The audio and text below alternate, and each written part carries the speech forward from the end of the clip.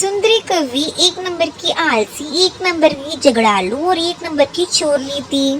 वो हर किसी से झगड़ा करती रहती थी। एक दिन टूनी चिड़िया लकड़ी काट रही थी। तभी सुंदरी कवि उसके पास जाती है और यह कहती है कि टुनटुनी चिड़िया, ये तुम क्या कर रही हो?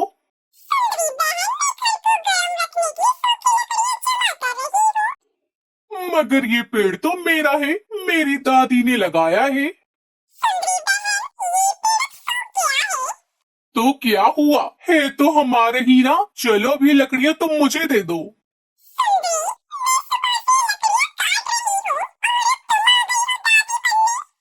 तो क्या टुनटुनी चिड़िया, तुम मुझसे झगड़ा करना चाहती हो? चुपचाप ये लकड़ियाँ मुझे दे दो, वरना अच्छा नहीं होगा। परंतु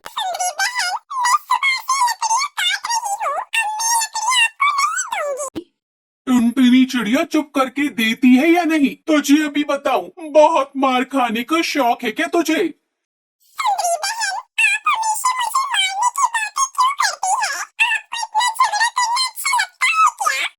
हाँ हाँ टुनटुनी चिड़िया, मुझे झगड़ा करना बहुत अच्छा लगता है। मन करता है बस झगड़ा करती रहूं। तेरा तो मैं पंख नोच डालूंगी 1 मिनट में।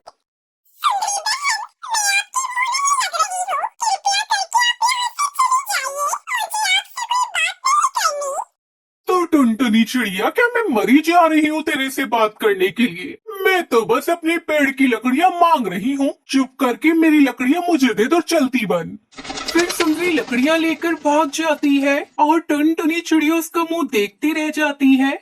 सुंदरी, तुम ये लकड़ियाँ कहाँ से लाई हो, वो भी इतनी जल्दी? कालू, काटी थी उस टुनटुनी चिड़िया ने, मगर मुझसे छीन लाई हूँ। सुंदरी, तुम तो मेरे से भी 2 हाथ आगे हो। एक दिन ऐसे ही सुंदरी, आज घर की सफाई कर लो। सफाई करेगी मेरी जूती, ये काम मुझसे नहीं होते। सब मम्मा पक्षी ये काम करती है, मगर तुमने कभी घर की सफाई नहीं की। कितनी बू आती है घर में से। सुंदरी, घर की सफाई तो तुम करोगी। कालू चुप कर जाओ, अब बहुत हो गया। आज पिटपिटाना जाना मेरे हाथों से। सुंदरी, बस तुम्हें मार धाड़ी तो आती है, और आता ही क्या है? फिर सुंदरी कौवी अपनी झाड़ू से कालू कौवे की पिटाई शुरू कर देती है और वहाँ से गुस्से से भाग जाती है। और रास्ते में उसे टुनटुनी चिड़िया दिखाई देती है जो चूड़ियाँ बेच रही थी।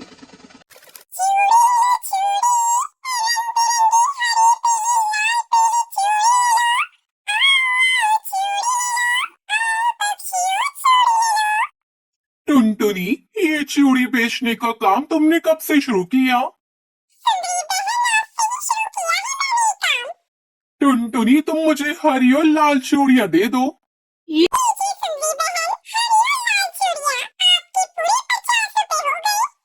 क्या टुनटुनी, 50 रुपए हो गए? चूड़ियाँ बेच रही हो या फिर सोना जो 50 हो गए?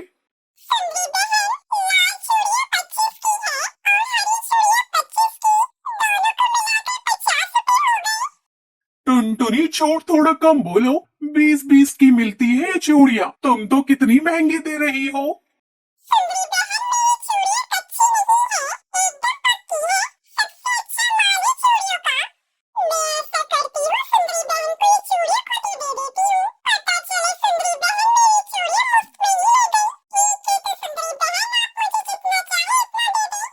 फिर सुंदरी कौवी टुनटुनी को 10 रुपए देकर वहाँ से चली जाती है। एक दिन सुंदरी कौवी ऐसे ही घूम रही थी। उसको बहुत जोरों की भूख लगी थी। तभी वो देखती है कि कबूतर एक झाड़ियों पर बैठकर दाना खा रहा था। वो कबूतर के पास आती है। बंटी कबूतर, मुझे भी 2 दाने दे दो। मेरे पास तो खुद ही 2 दाने हैं, तुम्हें देकर मैं क्या खाऊंगा? चल भाग यहाँ से। सुंदरी तो आखिरकार सुंदरी थी। वो इतनी आसानी से कहाँ पीछा छोड़ने वाली थी। वो कबूतर से दाना छीनने लगती है। कबूतर और सुंदरी की लड़ाई में सुंदरी का पैर फिसलता है। वो सीधा झाड़ियों के अंदर चली जाती है। खाओ खूब यहाँ पर बैठकर दाना, मैं तो चला। कबूतर, मेरे सुंदर से भाई, मुझे यहाँ पर छोड़कर मत जाओ, वरना मैं मर जाऊंगी। सुंदरी, तुम तो मर ही जाओ, सबका जीना हराम कर रखा है तुमने। फिर कबूतर वहाँ से चला जाता है। कबूतर कालू कौवे के पास आता है। कालू, तुम्हारी पत्नी झाड़ियों में फंस गई है, जाकर उसे निकाल लो वरना वो मर जाएगी। वो मरे तो मेरी बला से मर जाए, मुझे वो झाड़ू से मार कर गई है। थोड़ी देर के बाद तोता भी उस झाड़ी के पास आता है। तोते, मेरे सुंदर से भाई उस गंदे कबूतर ने मुझे झाड़ियों में धक्का दे दिया है, प्लीज मुझे बाहर निकाल दो। लेकिन तोता भी वहाँ से चला जाता है। सुंदरी कौवी बहुत बुरी थी, कोई भी उस पर विश्वास नहीं कर रहा था, क्योंकि जंगल के सभी पक्षियों से तो उसने लड़ाई कर रखी थी। वो वहाँ बैठकर रोती रहती है। तभी वहाँ पर टुनटुनी चिड़िया आती है। प्लीज मुझे बाहर निकालो चिड़िया, मुझे बाहर निकालो। मगर सुंदरी बहन, पहले आप वादा करें, आप इस झाड़ियों से निकलने के बाद किसी पक्षी को परेशान नहीं करेंगी और ना ही कभी अपने पति को झाड़ू से मारेंगी। मैं वादा करती हूँ, मैं आज के बाद किसी पक्षी से लड़ाई नहीं करूंगी और कालू को भी झाड़ू से नहीं मारूंगी। प्लीज मुझे बाहर निकाल दो। फिर टुनटुनी चिड़िया चोंच मारकर उस झाड़ी को सुंदरी कौवी के ऊपर से हटाती है और उसे बाहर निकाल लेती है। फिर सुंदरी कौवी वहाँ से भाग जाती है। शायद अब सुंदरी कौवी सुधर जाए, क्योंकि अब उसको सबक मिल गया है। इस तरह टुनटुनी चिड़िया खुशी खुशी चूड़ी बेचती है और सुंदरी कौवी को उसका सबक मिल जाता है। की बात है, एक छोटे से जंगल के पास एक घना जंगल था। उस जंगल में बहुत से पक्षी रहते थे, लेकिन उनकी जिंदगी बड़ी कठिन थी। उनमें से एक टुनटुनी चिड़िया थी। वो गरीब चिड़िया थी, जिसके पास ना तो कोई घर था और ना ही आराम करने के लिए कोई जगह। वो दिन भर इधर उधर उड़ती रहती और अनाज की खोज में मेहनत करती रहती। काश मुझे भी कोई अच्छा सा घर मिल जाए, जहाँ मैं शांति से बेफिक्र होकर रह सकूं। मैं कब तक ऐसे दर बदर फिरती रहूंगी। लेकिन उसकी ख्वाहिश पूरी नहीं होती थी। वो भूखी प्यासी बहुत सी बार पेड़ों के नीचे बैठी रहती और भगवान से यही प्रार्थना करती कि किसी तरह उसकी जिंदगी बेहतर हो जाए। एक दिन टुनटुनी चिड़िया बहुत थकी हुई जंगल के पुराने पेड़ के नीचे बैठी थी। अचानक एक चमकती हुई रोशनी ने उसे चौंका दिया। वो घबराकर इधर उधर देखने लगी। तभी सामने एक परी प्रकट हुई। वो परी बहुत सुंदर थी, उसके पंख चमक रहे थे और उसकी आंखों में एक रहस्यमयी चमक थी। टुनटुनी, तुम इतनी परेशान क्यों हो? आप कौन है और आप मुझे कैसे जानती है? मैं एक जादुई परी हूँ और मैं तुम्हारी परेशानियों को देख रही थी। तुम बहुत मेहनती हो, लेकिन तुम्हारी जिंदगी में कोई खुशियाँ नहीं है। टुनटुनी ने सर झुकाकर कहा, हाँ परी बहन, मैं बहुत गरीब हूँ। मेरे पास कुछ भी नहीं है। मेरे पास सर छुपाने के लिए घर भी नहीं है। तुम्हारी मेहनत और ईमानदारी देखकर मुझे तुम्हारी मदद करनी चाहिए। मैं तुम्हें एक जादुई चूड़ी घर दूंगी। यह घर तुम्हें सभी सुख सुविधाएं देगा। इस घर में तुम बिना किसी परेशानी के रह सकती हो। सच? क्या ये सच है परी बहन? हाँ, ये सच है। जब तुम अपने घर का दरवाजा खोलोगी तो तुम्हारे पास हर चीज होगी। तुम्हारा घर सुंदर होगा और तुम आराम से रह सकोगी। धन्यवाद परी, आपने तो मेरी जिंदगी ही बदल दी। बस ध्यान रखना टुनटुनी, जादुई चूड़ी का घर तुम्हारे लिए है, लेकिन तुम्हें उसे अच्छे तरीके से इस्तेमाल करना होगा।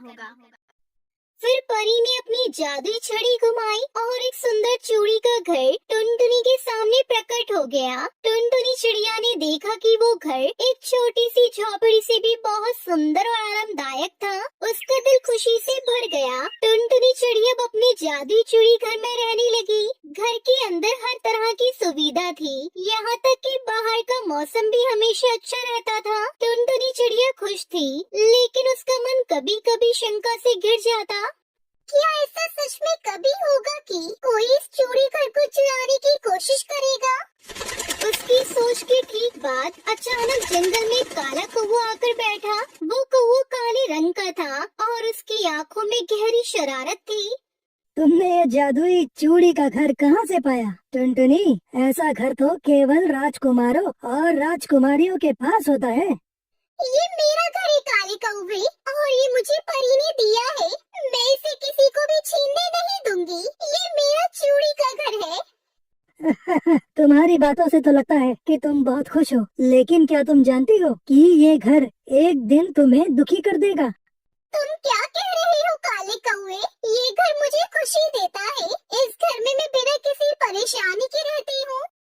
देखो, तुम्हें कोई न कोई दिन ऐसा आएगा जब तुम्हारा घर तुम्हें परेशानी में डाल देगा, और मैं यहाँ हूँ तुमसे ये घर छीनने के लिए।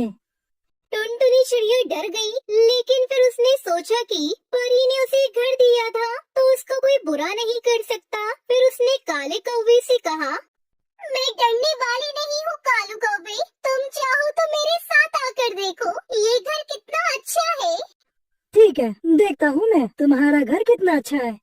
3 दिन तक कालू कौवा टुनटुनी चिड़िया के घर के आसपास घूमता रहा। वो हर जगह से घर को जांचता, लेकिन कुछ भी गलत नहीं पाया। टुनटुनी चिड़िया की खुशी और आराम देखकर वो और भी जलने लगा। एक दिन कालू कौवा फिर टुनटुनी चिड़िया के पास आया और उसने खतरनाक चाल चली। टुनटुनी, अगर तुम चाहती हो कि तुम्हारा घर और भी अच्छा हो जाए तो तुम मेरे साथ एक काम करो। क्या काम? तुम ये घर मुझे दे दो, मैं तुम्हें इससे भी बेहतर घर दूंगा। तुम्हारी बातों में कोई सच्चाई नहीं है कालू कौवे, मैं तुम्हारी बातों में नहीं आऊंगी। कालू कौवा चुप हो गया और टुनटुनी चिड़िया की चूड़ी घर की ओर देखता रहा। उसकी आंखों में खतरनाक चमक थी, लेकिन टुनटुनी चिड़िया ने उससे डरने का नाम नहीं लिया। टुनटुनी चिड़िया ने फिर अपने जादुई घर में जाना शुरू किया और वो परी की यादों में खो गई। उसे यकीन था कि परी ने उसे कभी अकेला नहीं छोड़ा और न ही उसके साथ कुछ गलत होने देगी। एक दिन कालू कौवा फिर टुनटुनी के घर आया। वो भी इतना उदास था कि उसने टुनटुनी चिड़िया से पूरी तरह बदला लेने की योजना बनाई, लेकिन तभी परी एक बार फिर सामने आई। काले कौवे, तुम अपनी चालाकियों से टुनटुनी चिड़िया का जीवन बर्बाद नहीं कर सकते। तुम क्या कर सकती हो परी? तुम उसे कोई और घर नहीं दे सकती। ये चूड़ी का घर मेरा होगा। तुम्हें जो चाहिए था वह तुम्हें मिल चुका है। टुनटुनी चिड़िया को तकलीफ देने की कोशिश करने के बजाय तुम्हें अपनी जिंदगी सुधारनी चाहिए। फिर परी ने अपने जादू से कालू कौवे को परेशान करना शुरू कर दिया। ये सब देखकर कालू कौवा बहुत डर गया और धीरे धीरे वहाँ से उड़ गया। टुनटुनी चिड़िया ने देखा कि परी ने उसकी मदद की थी। टुनटुनी चिड़िया, अब तुम किसी से डरने की जरूरत नहीं है। यह जादुई घर तुम्हारे लिए हमेशा रहेगा, क्योंकि तुमने कभी किसी को नुकसान नहीं पहुंचाया। धन्यवाद परी, तुमने मेरी जिंदगी को सही दिशा दी है। मैं अब कभी भी घबराऊंगी नहीं और हर परेशानी का डटकर सामना करूंगी। शुक्रिया जो तुमने मुझे जादुई चूड़ी का घर देकर मेरी जिंदगी बदल दी। टुनटुनी ससुराल में बहुत से सपने सजाकर आई थी। सोचा था बंटी की नौकरी है, अच्छा घर है, जो तंगी मायके में देखी है वो ससुराल में नहीं मिलेगी। छोटा परिवार है, बंटी की 2 बहनें और माँ है, पिताजी थे नहीं। ससुराल में राज करूंगी। कुछ दिन बहुत अच्छे बीते, मगर एक दिन पता चला कि बंटी की नौकरी छूट गई। सारे सपने हवा हो गए। अब हम क्या करें बंटी? कहाँ से खर्चा चलेगा? अभी तुम्हारी 2 जवान बहनें भी कुंवारी हैं, उनकी भी शादी करनी पड़ेगी। कैसे होगा सब? क्या करूं टुनटुनी, कंपनी घाटे में चल रही थी इसलिए बंद हो गई, पर तुम चिंता मत करो, सब ठीक हो जाएगा। 2 साल बीत गए, मगर बंटी को कहीं काम नहीं मिला। जो जमा पूंजी थी उससे एक बहन की शादी कर दी। कुछ दिनों बाद टुनटुनी को एक बेटी हुई। टुनटुनी की चिंता और ज्यादा बढ़ने लगी। बंटी, अब हमारी बेटी हो गई है, अपनी इच्छाएं तो मैं मार भी लूं, पर बच्चे की जरूरतें वो तो पूरी करनी ही पड़ेगी ना। जानता हूँ, कोशिश कर तो रहा हूँ। और 1 साल बाद टुनटुनी ने एक और बेटी को जन्म दिया। बंटी की माँ बोली, बंटी, तेरी एक बहन की शादी तो हो गई, मगर बेटा अभी दूसरी भी है, उसका क्या होगा? माँ, ये घोंसला बेच देते हैं, कुछ दिन किराए पर रह लेंगे। मैं क्या करूँ, दिन रात कोशिश में लगा रहता हूँ, पर कहीं काम मिल ही नहीं रहा। बंटी, बहनों के लिए अब मकान बेच रहे हो, हमारी भी 2 बेटियां हो गई हैं, उनके लिए क्या बेचोगे? टुनटुनी, मैं पढ़ा लिखा हूँ, तुम क्या सोचती हो कि मैं अब ठेला लगाऊंगा? ये मुझसे नहीं होगा। टुनटुनी रोने लगी और बोली,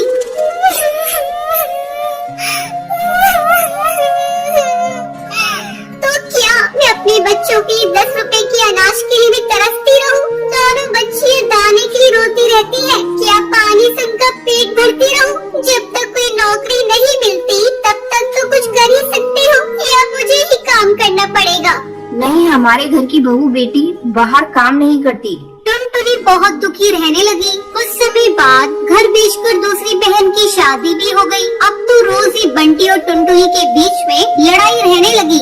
एक दिन बेरोजगारी से तंग आकर बंटी ने आत्महत्या कर ली। टुनटुनी के सारे सपने टूट गए।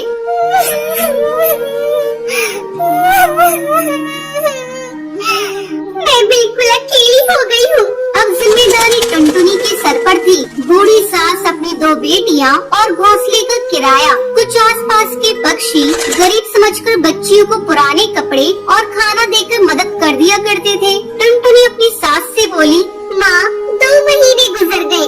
जो घर का पैसा बचा था वो सब खर्च हो गया। अब मुझे ही कोई काम करना पड़ेगा। जिस गरीबी में हमारे दिन कट रहे हैं, मैं नहीं चाहती कि मेरी बच्चियाँ भी गरीबी में दिन गुजारे। मगर तू करेगी क्या बहू? अपना कुछ काम करने के लिए पैसे भी तो चाहिए। कोई बात नहीं माँ, कोई तो मदद कर ही देगा। टुनटुनी ने सब रिश्तेदारों से मदद मांगी, पर किसी ने कोई मदद नहीं की। सब ये सोचते थे कि ये इतनी गरीब है, कहाँ से चुकाएगी। मायके से भी किसी तरह की कोई मदद नहीं मिली। टुनटुनी निराश हो गई और दुखी होकर रोने लगी।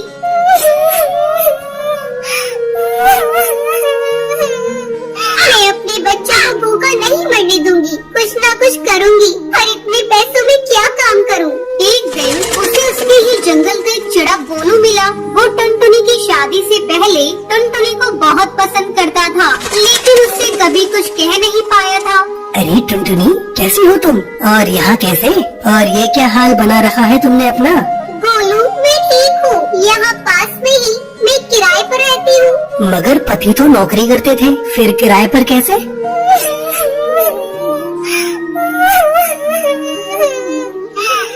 मेरे पति नहीं है, नौकरी छूट गई, घर बिक गया। बहुत गरीबी में दिन गुजार रही हूँ, कोई काम भी नहीं कर पा रही हूँ। मेरे पास केवल 1000 रुपए है, उसमें मुझे घर का खर्चा भी चलाना है और किराया भी देना है। मेरी सास बुजुर्ग है और मेरी 2 बेटियाँ भी है। कोई सहारा नहीं है, सबने साथ छोड़ दिया। कैसे कर पाऊंगी इतने कम पैसों में कोई काम? इतनी चिंता मत करो टुनटुनी, तुम चलो मेरे साथ। गोलू उसे चूड़ियों के थोक रेट वाली दुकान पर ले गया। ये मेरी ही दुकान है टुनटुनी, फ्री में देकर तुम्हारे आत्मसम्मान को ठेस नहीं पहुंचाना चाहता, इसलिए ये 1000 रुपए की चूड़ियाँ दे रहा हूँ। बाजार में इनकी कीमत बहुत ज्यादा है, पर मैं तुम्हें ये आधे रेट में दे रहा हूँ। लेकिन तुम इन्हें 20 रुपए दर्जन बेचना। ये बहुत सुंदर चूड़ियाँ हैं, पहले कम बेचना और जैसे ही मुनाफा दिखाई दे 30 रुपए दर्जन बेचना। टुनटुनी बहुत खुश हुई। उसकी सारी परेशानी का हल जो उसे मिल गया था, वो चूड़ियाँ बेचने लगी। चूड़ी ले लो, चूड़ी रंग बिरंगी चूड़ी ले लो, सुहागों वाली चूड़ी ले लो। वो डाल डाल जाकर चूड़ियाँ बेचती और बीच बीच में आकर अपनी बेटियों को भी देख लेती। आसपास के पक्षी उसे गरीब समझकर मोल भाव भी नहीं करते।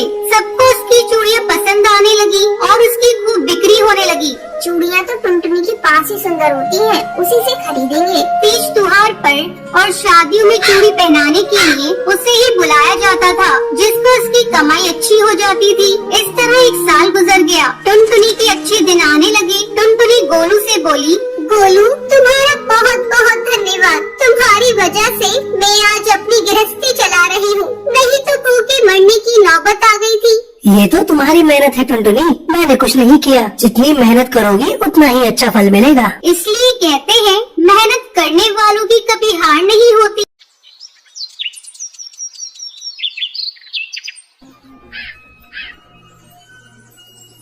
हिमालय के जंगल में एक जादुई चूड़ी का पेड़ था। वो पेड़ काफी ज्यादा शक्तिशाली पेड़ था और उस पेड़ के बारे में जंगल में रहने वाले पक्षियों में से बहुत कम पक्षियों को पता था। लेकिन एक दिन उस जंगल में रहने वाली सुंदरी नाम की लालची कौवी को उस पेड़ के बारे में पता चलता है। मैंने जंगल में एक जादुई चूड़ी का पेड़ देखा है। अगर हम उस जादुई चूड़ी के पेड़ में से चूड़ियों को बाजार में बेचेंगे तो हम बहुत सारे पैसे कमाएंगे, क्योंकि वो जादुई चूड़ियां हैं, पहनते ही सब सुंदर दिखने लगेंगे। अरे वाह सुंदरी, इस तरह से जादुई चूड़ियों को बेचकर तो हम लोग अमीर हो जाएंगे। उसके बाद कालू कौवा सुंदरी कौवी उस जादुई चूड़ी के पेड़ के पास पहुँचते हैं। अरे वाह, इस पेड़ पर लगी जादुई चूड़ियां तो बहुत सुंदर है। हाँ तो सुंदर तो होंगी ही ना, ये जादुई चूड़ियां हैं, मैं तो इसे पहनकर और भी ज्यादा सुंदर हो जाऊंगी। चलो चलो अब सारी जादुई चूड़ियों को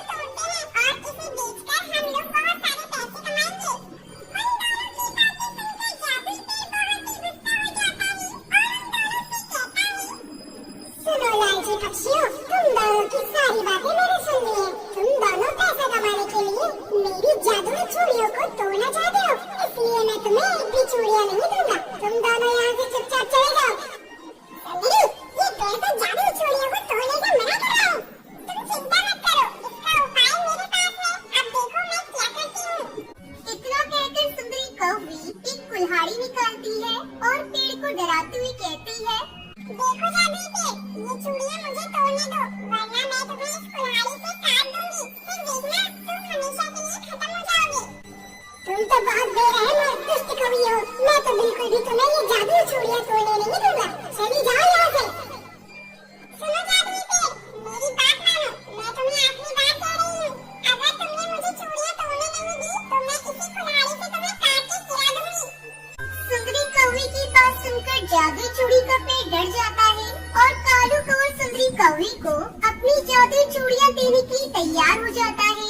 कालू कौवा सुंदरी कौवी उस जादुई पेड़ में से सारी जादुई चूड़ियों को तोड़ लेते हैं और सारी चूड़ियों को बेचने के लिए बाजार में चले जाते हैं। इसी तरह कुछ दिन बीत जाते हैं। एक दिन टुनटुनी और उसकी बेटी सुनहरी चिड़िया उस जादुई चूड़ी के पेड़ के पास आते हैं।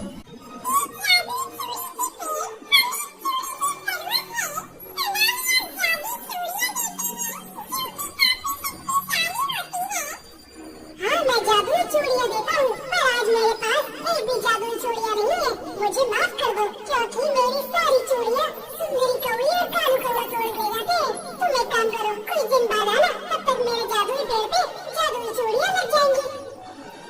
पेड़ की बातें सुनकर टुनटुनी उसकी बेटी सुनहरी चिड़िया काफी ज्यादा उदास हो जाती है और उन दोनों की मत न कर पाने की वजह से जादुई पेड़ भी काफी ज्यादा दुखी हो जाता है। कुछ समय बीतने के बाद उस पेड़ पे फिर से काफी ज्यादा रंग बिरंगी जादुई चूड़ियां उग जाती हैं। फिर उसी दिन कालू कौवा और सुंदरी कौवी उस पेड़ में से सारी चूड़ियों को तोड़कर बाजार में बेचने चले जाते हैं और बहुत सारे पैसे कमाने लगते हैं। इसी तरह कई दिन बीत जाते हैं। फिर एक दिन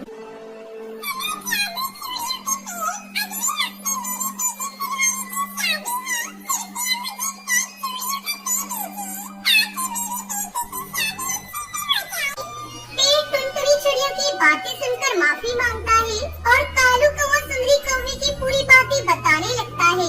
कालू कौवा सुंदरी कौवी के बारे में सारी बातें सुनकर टुनटुनी चिड़िया बहुत ज्यादा गुस्सा हो जाती है और कहती है,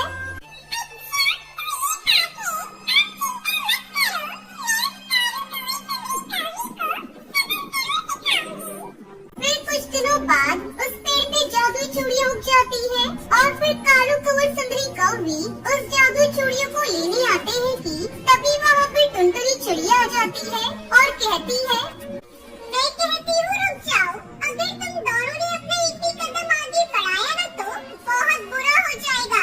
तुम दोनों फिर से जादुई चूड़ियां तोड़ने आए हो, आज मैं तुम दोनों को ये चूड़ियां नहीं तोड़ने दूंगी। ए चिड़िया, तू हमें रोकेगी? तेरी इतनी हिम्मत? रुक, मैं तुझे अभी बताती हूँ।